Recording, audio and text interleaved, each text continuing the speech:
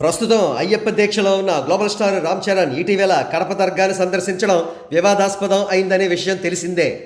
రామ్ చరణ్ గారిని కొంతమంది విమర్శిస్తున్నారు. ఈ విమర్శకుల్లో ఒక 10% విమర్శకులు రామ్ చరణ్ గారి గురించి విషయ పరిజ్ఞానం లేక తెలియక విమర్శించారు. కాగా మిగిలిన 90% విమర్శకులు కూడా వైఎస్ఆర్సీపీ లాయలిస్టులే అనే ఆరోపణలు వినవస్తున్నాయి. వీరిలో కొంతమంది అయ్యప్ప స్వామి దీక్షలో ఉన్న వైసీపీ ముసుగు వీరులు. ఈ వైఎస్ఆర్సీపీ ముసుగు వీరులు తాజాగా ఒక ఛాలెంజ్ కూడా చేశారు.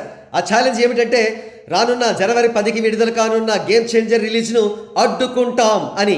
ఈ ఛాలెంజ్ను విన్న గ్లోబల్ స్టార్ ఫ్యాన్స్ క్రింద పడి దొర్లి పొర్లి నవ్వుతున్నట్టుగా తెలుస్తోంది.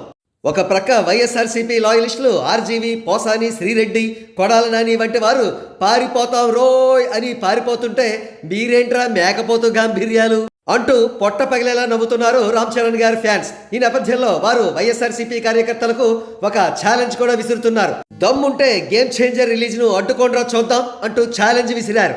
కాగా రామ్ చరణ్ గారి విమర్శకుల్లో విషయ పరిజ్ఞానం లేని ఒక 10% జెన్యూన్ విమర్శకులు ఉన్నారని చెప్పుకున్నాం కదా. వారు తెలుసుకోవాల్సిన విషయం ఏమిటంటే రామ్ చరణ్ గారు బై బర్త్ సనాతని.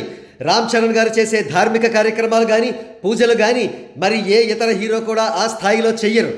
అనేక ధార్మిక కార్యక్రమాలకు, శిథిలావస్థలో ఉన్న అనేక దేవాలయాలకు ఆయన భూరి విరాళాలను అందించారు. అంతేకాదు గర్భగుడిలోని శివలింగాలను స్వయంగా కడిగి శుభ్రం చేశారు.